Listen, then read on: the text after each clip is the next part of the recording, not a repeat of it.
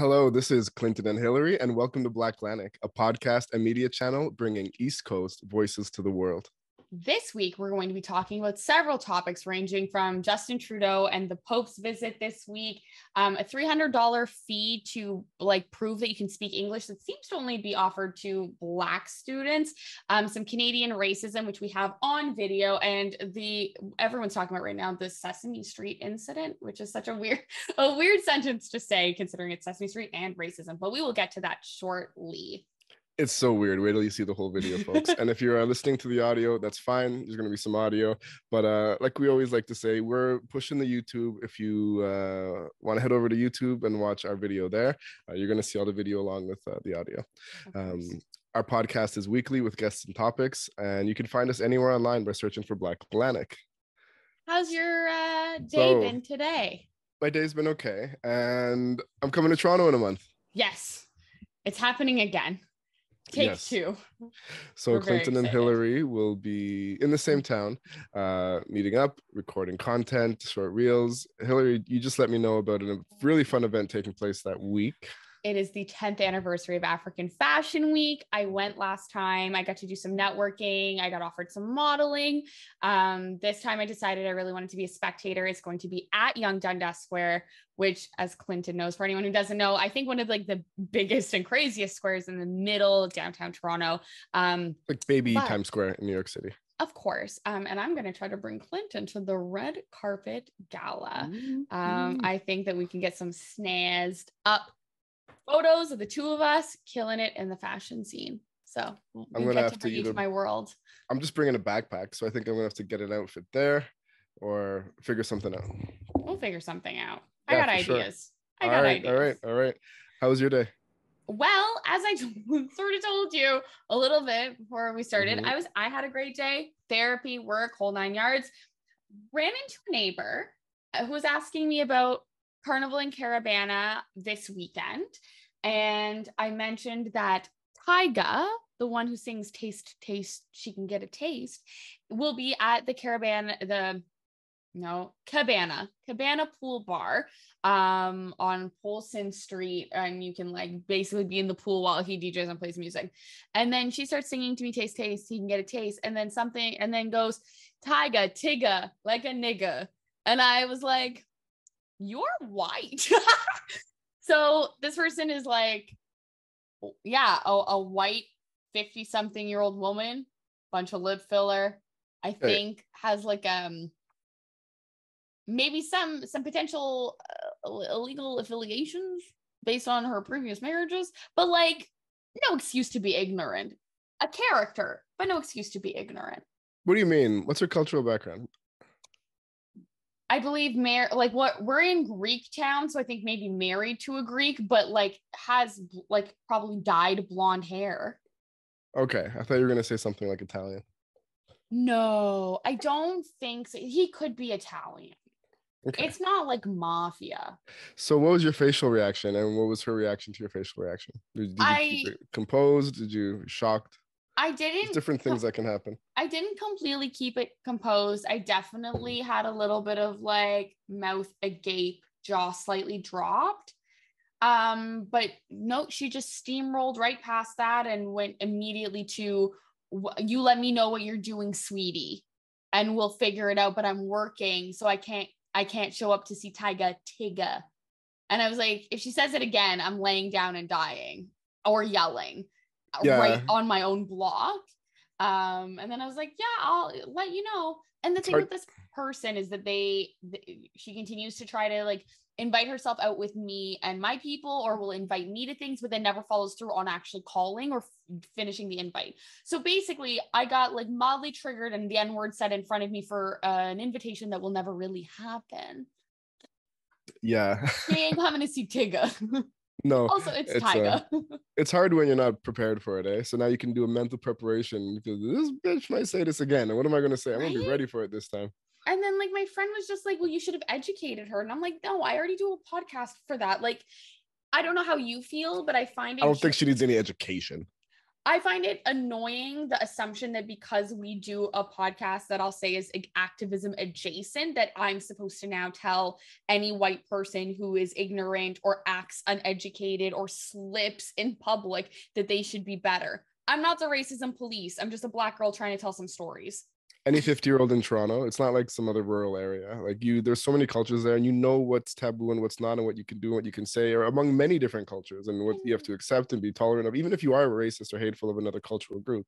You know what that you can't let a lot of stuff slide. Yeah, she was kind of testing your boundaries there, your perimeters, to see what she could get away with, I think. Maybe drop the N-word and see what she says.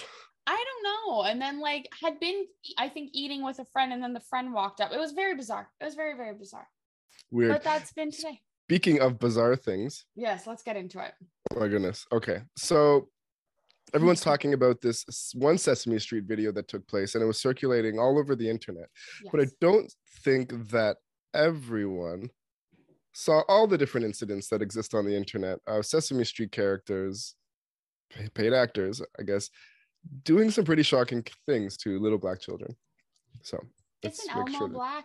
Okay, by now you've probably already seen the Sesame Place incident where Rosita did not hug the little Black kids, okay? Do not scroll away from this video. Watch the whole 1:30. I'm making a point, okay? Now here's the video.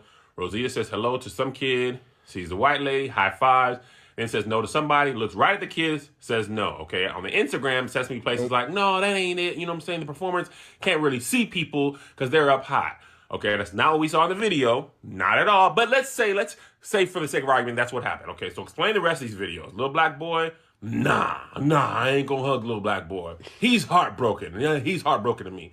Rosita looking directly at this kid, dance, hug the other girl, walk past this kid. Now, let's slow it down. Does it look like she pulls her arm away right here? Walk away. Is that a pull away? It looked like a pull away to me. Look like a pull away. All right, here comes another one. Little girl, just walk by her. Handler don't help. Now, this is just, wow. I don't know who this character is, but what is this? What are you doing to the baby? Why are you knocking the baby down? What? Now, we said hug, not shove. Hug, not shove. Now, this is the worst. Look at this. This Bert gonna slap the person. Bert done slap the baby. Bert slapped the baby. Bert slapped the baby. Sesame Place finally apologized. They said, my bad, we ain't do that. What's going on? And Sesame Street was like, we don't even work with them like that. Okay, bye. Did you see that?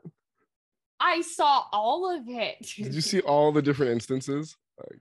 Wow. They could see the kids. There's no way they didn't see the kids. And this is only the documented stuff, okay? So brushing the kid's hand away, saying no at the kid, ignoring the kid, taking time in multiple occasions to hug the kids beside them, pushing the kid down with a very intimidating gesture. That one concerned me. It's not like he was on a scooter where the brakes broke, right? So he or she or they. And when the last one, it did look like he kind of slapped a baby in the face. Yes. I don't know how many. This is outrageous. I don't know how many employees get in those costumes and work for the different Disney World and Disneyland locations. And, you know, it's hard. Disney can say we've got nothing to do with this, even though Disney has a huge history of racism-based problematic behavior. But even the people they employ, like what is Disney going to do about this? Does Sesame Street, does Disney own Sesame Street? Oh my gosh. Wow. I feel like we need to start the whole podcast over. I was going off on Disney. Forget it. Sesame Street's I was like, actors that they hire. Like, yeah, what is with the culture? Wow, that was I'm just traumatized by Disney. To be fair, both at this point, I think racist entities. So no harm done, no foul. But I wouldn't have been surprised. You could have been like, absolutely. Street. Yeah. But yeah, what I'm confused about is, and like, so that's what I was going to ask, which is why I flagged the Disney thing, is because like, does Sesame Street have multiple worlds, or is it like the same touring cast that might be racist? Is it possible that there's the same racist employees reprising the same roles? Because like Rosita was racist the whole time. She was whole time racist. But like in these other instances where it's like a nighttime, and I'm just wondering, is it different angles of the same cast on the same day? Are they different locations, and could it be different cast members? Because I mean, I don't know the credentials to be a puppeteer or a mascot or in a costume. I'm gonna bet you can very easily be racist. And in terms of people who like to dress up and bully people like the KKK, I don't see why people wouldn't want to be like, I'm going to be in power. I'm going to get in a uniform and I'm going to bully people. You know what? That sort of sounds like the police, but these ones are just slapping around babies. Yeah. Let's see how many people can we insult. Disney, the cops, the KKK, Sesame Street. It's been like 15 minutes. So I guess, yeah, even with my confusion, I guess like Disney is the main the usual culprit in instances like this. So I got those confused. And Sesame Street is supposed to be the, you know, the hailing pillar of diversity and inclusion. PBS. And yeah, so that's even more shocking. And your questions are amazing. What city, what cast, are these multiple casts? Like, where does Sesame Street even operate in public? I guess these are all parades. I assume, I don't know if Sesame Street is affiliated with Disney World. I don't think it's taking place in Disney World. And you're looking this up. But the fact is, this is, and it was recorded, right? Not every parent is recording every interaction at every parade for the whole hour long or however long a parade is. But for these to be picked up so many times, I think Sesame Street basically will have to do some sort of racism training or sensitivity training to save face and also to prevent this from happening to little kids again. It would appear that they have a parade at the SeaWorld in Orlando. So already a demerit because of SeaWorld. And also the SeaWorld at San Diego. So it could very well be multiple locations in the States associated with theme parks and things Disney-esque. So like opportunity for tons of racist people to work at different locations. Like they're just not doing DEI training, proper vetting of people. These people are getting caught on film abusing children. And if it wasn't for the day and age of like viral videos and social media and post a BLM movement, this would totally just get brushed under the rug as a non-issue. Yeah, like, oh, that didn't happen. I'm sure that's not the case. Our people have trouble seeing through the limited view scopes of their visors, we treat all kids with equality. Yeah, video is like, what a gift to the world, and a curse, but a gift. No, it's a pure gift. What a gift to the world. Everyone having a camera in their pocket. So, I mean, I don't know what other people's thoughts are on that, but that's outrageous. Imagine taking your kid to a parade, especially if they're a huge Disney.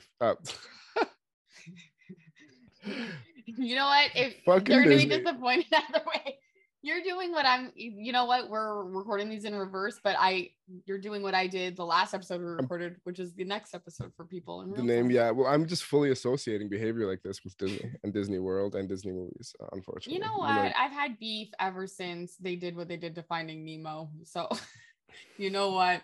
It's fine. Yep. I hear you. Anyway. Yeah, I mean, I'd love to hear people's thoughts on that if they're listening as well. Maybe that could be part of a teaser. And next up, I saw this today and it's funny. We sometimes like to rag on Justin Trudeau on this show.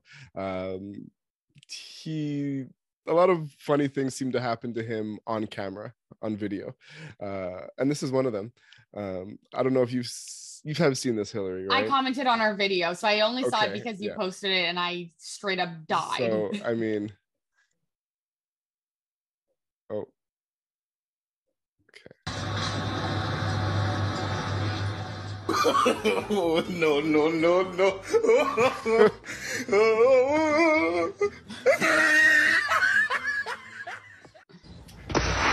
One more time. He doesn't look. Oh, no.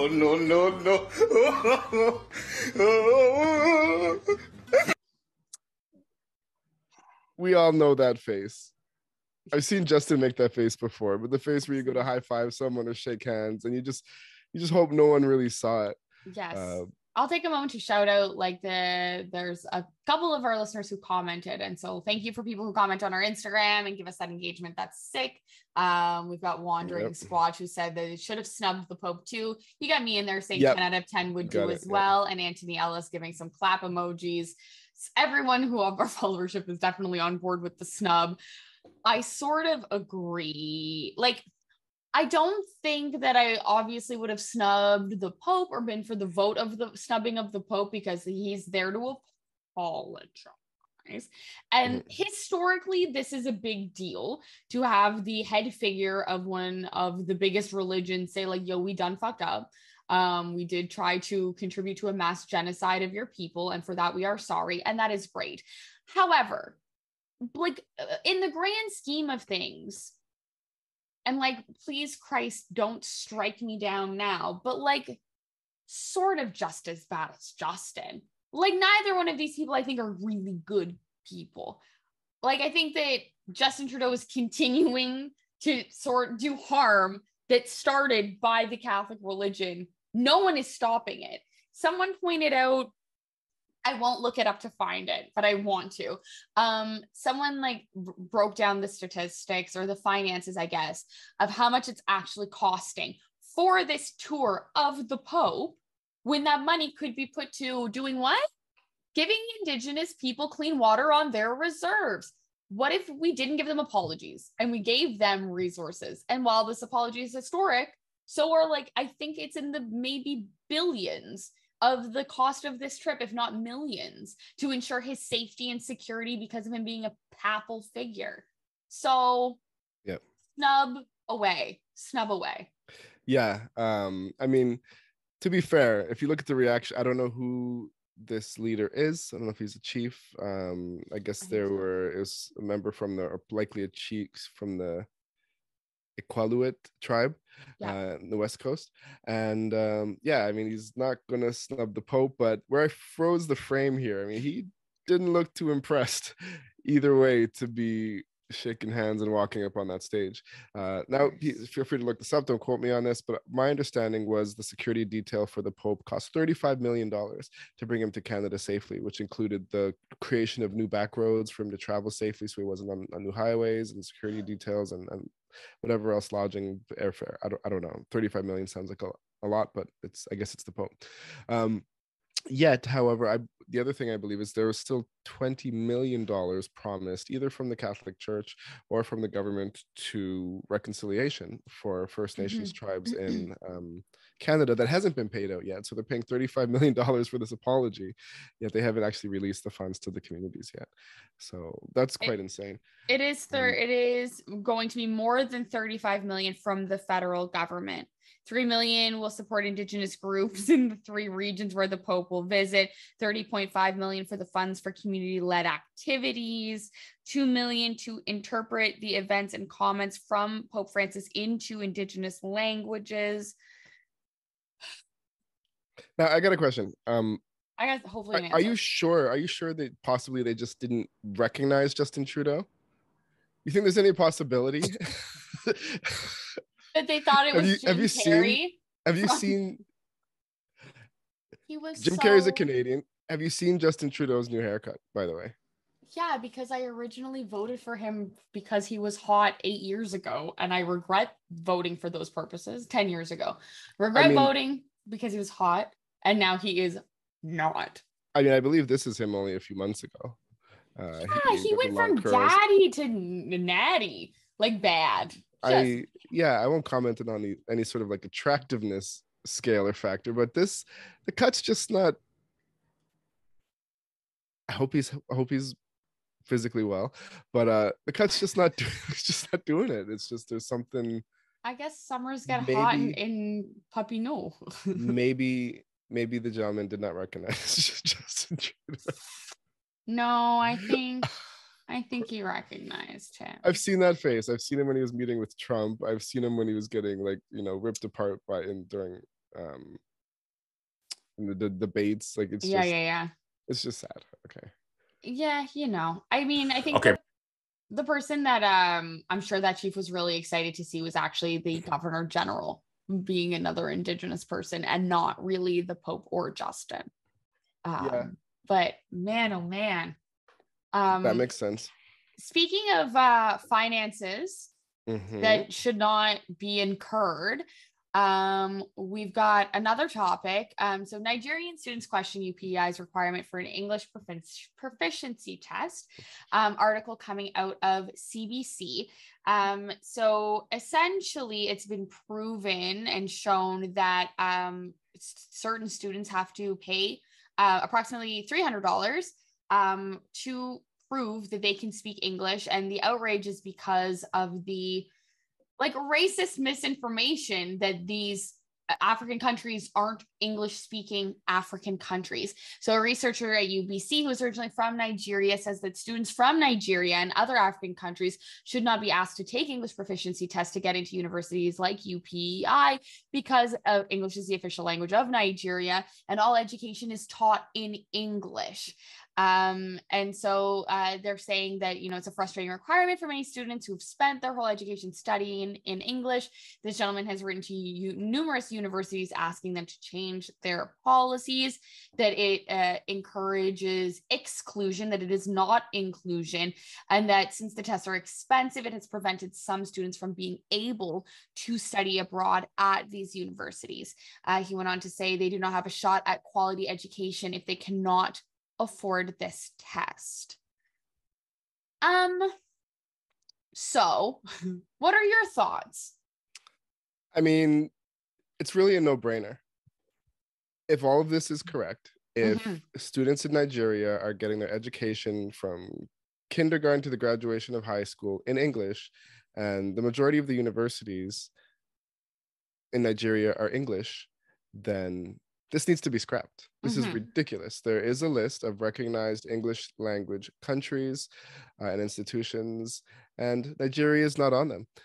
In the article, the gentleman questioned who made this list. And, this is an example of either a lack of education, ignorance, unintentional ignorance, or systemic racism. Now, I know there are countries of, Black origin on here, but why not Nigeria? Africa is a big country with 54 big continent with 54 countries, and I believe many of them have English and English speaking universities. So this oversight is ridiculous. If these people in this country speak English, there's no reason for there to be a $300 recognition test. It needs to be changed. They said they're looking into it. I'm glad this gentleman brought this to their attention. I hope it does get changed, and I hope all universities in Canada, on top of UPEI, that carry policies like this, look into not only Nigeria, but the entire scope of African schools. Now, regardless of whether or not $300 makes it possible for a student to travel across the country and pay for 4 years of university tuition, whether that $300 is the caveat that restricts them, I don't know if that's a worthwhile argument to bring up. I don't know if that is the breaking point. It shouldn't matter. It shouldn't matter if Nigerians were all multi-billionaires. If equality needs to take place, if certain countries have to take this test and other English-speaking countries don't, absolutely not fair. Absolutely. And they also interviewed a biology student, Iyobosa Igbineweka, who is studying biology, and who said that the English proficiency test was not remotely near as difficult as some of the exams that she has taken at back in Nigeria. And what I find interesting is I, a French second language person, went to a French university and I paid zero money for my French to be tested. I don't remember that it ever was. And I did okay grades, and no one ever questioned a single thing. And so I find it a weird gatekeep to make international students pay for that, because I definitely think I should have been tested for my French competency, and they maybe would have been like, "Oh, we don't know." So yeah, I think that things like that should be scrapped. I think that the people making this list, whoever it is, do need to be educated on the official languages of all of the countries for the whole planet. Like, anybody can travel abroad pretty much and study at UPEI or any of the universities here in this country. The list should be more thoroughly examined, and it should be fair and equitable. And I agree that I don't know if $300 will really make or break it, but I definitely think that it sounds like it's rooted in, I'll go with the words unconscious bias, even though. I mean, in the end here, in a statement to CBC, Donna Sutton, the Associate Vice President of Students and Registrar at UPEI, said the university is considering changing its administration requirements to accept all transcripts from schools where the language of instruction has been verified as English as proof of English proficiency. She also said that it is expected that any changes would likely take place before the next recruitment cycle begins, and that they recognize that their procedures do need to be revisited at times, and we appreciate that this matter was brought to our attention. Hard to say that this is good. It's hard to say that, in the university profession, that no one had ever noticed this ever before the student brought that up. Did every Nigerian student, are they scoring like extremely high perfect marks? Like, is it a no-brainer? I think it is very obvious. It should be very obvious that this is an English-speaking country, according to what we're reading in this article here. I would think so. It just took the whistleblower, the student, calling them out to make changes. So it's good they're making changes. We don't know who set this up to begin with. It should have been changed before someone called them out. And it sounds like it might be changed now.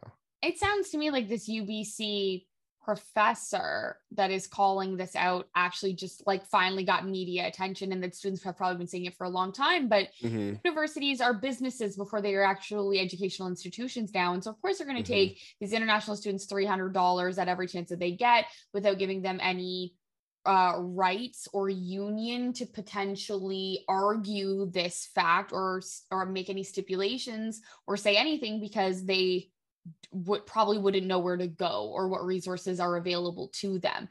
And so it took this gentleman who is from Nigeria, but now at UBC, looking into this, being like, this doesn't make sense, and I'm going to help my people from across the whole country. Good for him.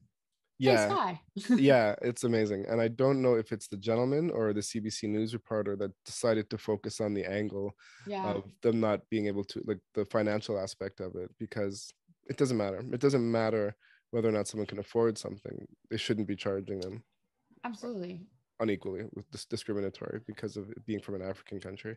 And I mean, the blanket assumption is that all university students need all the money that they can get anyway. You deserve your $300. You can speak English. No. We shouldn't take it from you. Exactly. Exactly. I believe you have one more video to show us, which I want to say upset me. So I'm going to preface it with, I don't like it. Absolutely. But it is the reality that Black people go through, unfortunately, more often than not. And so we're going to just watch like the first minute of it. It's not violent. I just don't like yelling. I'm just weak. Do you want to mute your... No, I'll sit here. Think for a bit? Okay. I got it. Yeah, we haven't talked about stuff like this in a while, but it's quite a shocking event, and it relates to another quick story I'll tell about New Brunswick here in a minute. And here we go. Okay. White male who decided to harass a recent high school graduate has now been arrested. Here's the video. I have to fight the cops later because some thanks, bud. You're argue it. You're sitting here arguing with me because I'm trying to pay for my racist. So hold on, let me mention that when you're hearing the bleep, he is calling this woman the N-word. This is a woman who saw this man harassing an employee and tried to step in and tell him to stop harassing the employee. And then the man decided to direct his anger and turn on the high school student or the recent graduate, and she was filming. Yeah, all I was going to say is that woman, but like high school graduate. So we're still talking like only an 18-year-old, maybe, not like 30-year-old woman. Proceed. Yeah. So during the bleeps, he's calling her the N-word for the most part. Nobody's acting like a except for you. What are you going to do? What are you going to do? What are you going to do? What are you going to do? You're getting in my face like a call the cops. You're the one harassing me. You know what it is? It's not a black person. A black person is a nice, respectful person. Someone who acts like a is someone who starts tripping out randomly. I told you to stop being mean to him. So you sound like a... The young lady, a recent high school graduate, was actually defending someone else, and then the white male decided to turn against her. This happened in Canada. There's more to the story. He has, in fact, been arrested. Initially, when she sought law enforcement's help, they told her that because she got physical with him too, that she would likely have to go to jail. So it's best just to drop this. I'm gonna stop it right there because that's some bull. That's the bull. Yes. And that happened to a young middle school student here in New Brunswick as well. But Yes. In the end of this video, I'm going to ask you what your thoughts are in a second. In the end of this video, because of this being exposed, I believe Black Lives Matter Sudbury got involved and made a complaint and a statement. And I believe that as a result of this, the police did go back and arrest the man. And I believe charges have been laid, although we'll see where that goes. But what are your thoughts on this? So I'll clarify briefly when you say that like this happened to someone in New Brunswick, that we're talking about specifically like the police telling this person that because you were also somehow implicated, you would also be charged, and that you should just walk away and drop it, not necessarily this type of violent situation. Well, yeah. I had not, because I was like trying to like sort of not listen to the first time around, I hadn't picked up on the like, no, a Black person is a nice person, but you're being an N-word, which is like so many levels of problematic there. So many levels of problematic. I like, first and foremost, the idea of the police saying that you should not press charges against this person because you were involved in any way, I think is stupid, because that should just be considered at that point self-defense. Like, you can hear, and what I find upsets me the most is like the upset in her voice, and like it's definitely escalating to a point of discomfort, and there are racial slurs being thrown at this young woman.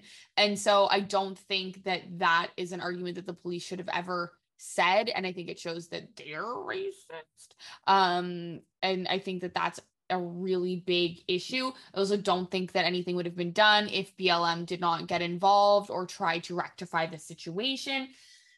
The idea that like when a Black person acts a certain way, they deserve the word N-word, to me, it just goes back to expand your vocabulary.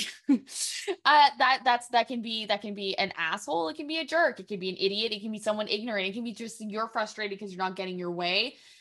If we could as a whole just avoid slurs, and to be okay in saying like, no, when a Black person acts this way, they are an N-word, just means that you're okay with having it in your vocabulary and you are a racist person. If you can think badly of a person and attribute a slur to them, you are just racist. Point blank phenom. Exactly. Yeah.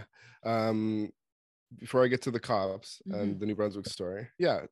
So how we can't even define what a Black person is, yet this angry, belligerent, ignorant person not only has the definition of what a Black person is, a good, nice person. I don't know what that means to him, like an Uncle Tom, like a conformist, like someone who bows down in submission to him. But she obviously is not a good, nice person because she was stepping in for to help out an employee that he was harassing. So this guy's obviously a dick on so many levels. And then to like use that stupid argument, and then where it is a person that is this. It just shows multiple levels of ignorance, and for the police to say that, it's sort of like it's a lie for one, and it's a sort of that would never hold up in court. It's intimidation tactic. It's an ignorance tactic. Usually, in a lot of these videos, you see when the Good Samaritan steps in and does something for the person being harassed, they're hailed as the hero, as the Good Samaritan, and yet the cops are villainizing this girl because they don't want dude to get in trouble. It's like looking out for their own kind. And I'm not saying all cops are like this, but clearly the cops that arrived on the scene were. My sister was in a car accident in New Brunswick when she was younger. A truck actually rear-ended her, and it was like chasing her down. It was like, I don't know what happened. I guess something happened at a stop sign or a traffic light, in which there was no cutoff for it. I don't know what happened, but my sister is one of the most innocent people ever, especially when she was younger. Anyways, he rear-ended her, and the cops were like siding with the guy. They were like, oh, well, this is his livelihood. You don't want to charge him. It's just going to be problematic for you, and you're probably We're not going to get what you want. It's so horrible. Like cops, just like that's not legal advice, and they're not lawyers. To let there was a young man named. It's a young man in New Brunswick, and it's a story that we talked about last year. A young man in elementary school. Go ahead. I can't hear you. I think you're on mute. You were freezing during a little bit of the end of that story, but it says it's my internet that's unstable. So before you get into this part, let me switch. 1 second.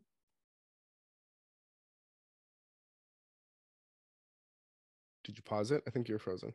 Oh, you're not. There we go. No, I just switched from my regular one to my 5G. That usually helps. So continue. It was just a little choppy at the end, but I understood what you were saying, that like that's not a fair argument and it doesn't make sense. And I will say before you get into the New Brunswick story, it just reminds me of cops also humanizing white terrorists in the States when it's like, how could we like give this guy the death penalty when he's just a white boy playing too many video games? Yep. It's the same narrative of how could you ruin this person's life because they see value in that life, exactly, and it looks like them, and so they can relate to that person, and they've already decided that we are a subhuman. Proceed. Yeah, that's what it is. There's a young man in a middle school in New Brunswick in a very, very, very small rural community who has been the target of racial harassment and bullying and physical violence for a couple of years now. And no one would do anything about it. Teachers, cops, no one, to the point where he dropped out of school for a while at like grade 7 or 8. And he wasn't even going to school for about a half year. And because he had tried to press charges against these kids that kept on racially harassing him and profiling him. And it's not just your standard bullying. There was screenshots, Snapchat conversations, using the N-word all the time, targeting him because of the color of his skin. This young man has 2 white parents, even though he is half black. So there's the one parent and a step parent. And they're having a real hard time raising him. And because they don't know how to deal with the kind of situations he's getting put in. And when they tried to press charges at one point, the police officer said the exact same thing to him, even though he was ambushed and attacked because he defended himself after all these years of being fed up. The cops said, well, if you press charges, young man, it's more likely that you're going to have to go to jail too because you defended yourself in the altercation, which is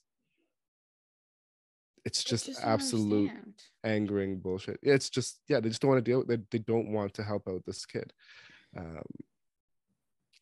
And so they dropped it for now.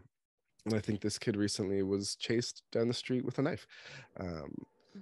And I'm going to be looking into that more. I just heard about that today. Oh my God. I know we haven't talked about this issue in a while, but it hasn't just disappeared, right? Of course. Yeah.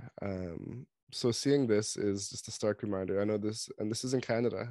All these incidences are in Canada. It's a stark reminder that this stuff exists and it's happening, even if it's not happening to people of color or Black people every day. It happens to us all in our life, pretty much, at once or twice, and it can be happening to different varying degrees. It's a good thing that didn't get confrontational. We didn't see the woman, but I don't know how strong the man is in comparison to the female. And that could have been a lot worse. And that was just, he was already mad and triggered, but like that was in relation to the color of her skin. There was nothing else she was doing other than standing up for someone, and he did a racial attack on her because of the color of her skin. There are 85,000 people in Sudbury, and 80,000 of them are not a visible minority. Only 1,225 people in like one of the more recent censuses identify as Black, to give an idea of how white Sudbury is. So it's actually higher than the percentage of Canada. That's about 5%. Are you saying 5,000 people are Black and 80,000 people are white? Or are the 5,000 mixed in with all kinds of different people of color and multicultural? Yeah, it's only 1,225 that are Black. It's 5,000 that are visible minorities out of 85,000. Okay, so yeah, that's. And there's another 1,345 that are South Asian, and then you get to Chinese, Arab, so on and so forth. Yeah, so no exposure and wow, opinions like that, and 1% Black. That's very low compared to other places in Canada. And I don't know how racist Sudbury is, but these are the instances that take place. Well, remember they're filmed, that, and not everything's filmed, and not everything goes viral, right? So I feel like often enough we're like, we don't know how racist the place is, and then I look them up and it's like pretty racist. Oh, they're pretty racist. Yeah, pretty racist. The world's pretty racist. Racist. What's that Earth like? What's that Earth like? You checked that out? Oh, pretty racist though. Pretty racist. I mean, they got puppets slapping black babies. They got a character named Rosita avoiding black kids. But that's America. But hopefully with work like this over the generations, things will continue to get better from generation to generation. Fingers crossed. But if they do, will we still have a podcast? I'm kidding. It's all good to hang up if that were to happen, we'd hang up the then we could just finally talk about black joy. I know. Okay. That was another one. Covered a lot of topics. Now you're up to date with some of the news going on in New Brunswick and around the world, dealing with in our lives, black issues in our lives. And thanks for listening. Thanks for tuning in. I'm Clinton Davis, and this is Cropberry on all social media platforms. And hit that follow button, hit that like button. For once, we can say tune in next week because we are talking to Junior Mowaku, the CEO of the Save Me, Save We clothing brand and mental health literacy and advocacy company, I'll call it. Doing a lot of cool stuff. So that's who we're talking to next week. And as always, thank you to the people at CHMA FM 106.1 over in Sackville University. We're broadcast on the FM radio. And thank you to the people who donate to our GoFundMe. And thanks, Mom, and thanks, Dad, and thanks for everyone who believed in us. Okay. Thanks, Maxwell. Good night. Bye.